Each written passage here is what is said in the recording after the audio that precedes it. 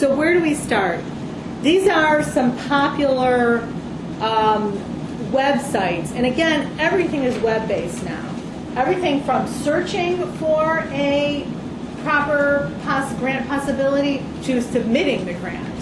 And the IRN team has a lot of expertise using these sites. On your own, you can develop the expertise. These are some good sources that we'll just quickly run through. The poorly named Catalog of Federal Domestic Assistance, and I have these websites up so we can go through them. This is anything and everything that comes out of the federal government, and you can search and browse by all different categories. And there's just tremendous resources out there. There's a grant proposal tutorial, and what I want to do is we're going to use this. This is a request for proposal where the U.S. Department of Labor, one of its units, which is the Employment and Training Administration, released this to say that they have funds available to help communities with prisoner reentry programs that focus on employment and mentoring and supportive services. And they are going to make a whopping 19 awards to the entire United States of America to address the prisoner reentry issues. So for the entire county of Cook, there will be one award.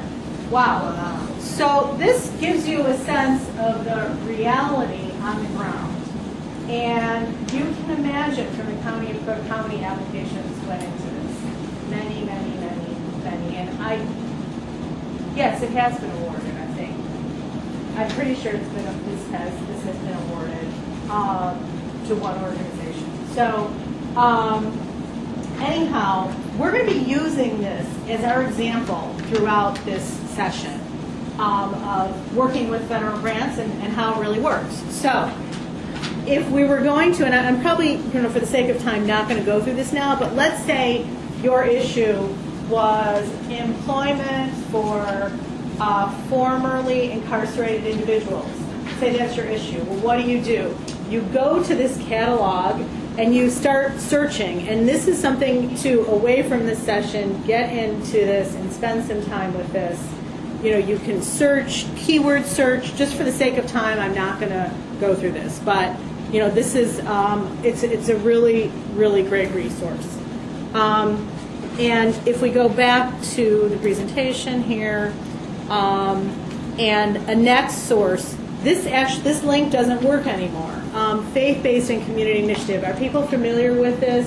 During the Bush administration, there was the White House office. I'm not sure. There was just somebody appointed to run the White House office now. I know I got an email about it, but the White House does not have a website yet on this topic. But all of most of the federal departments actually have faith-based and community initiative offices. So there is a website.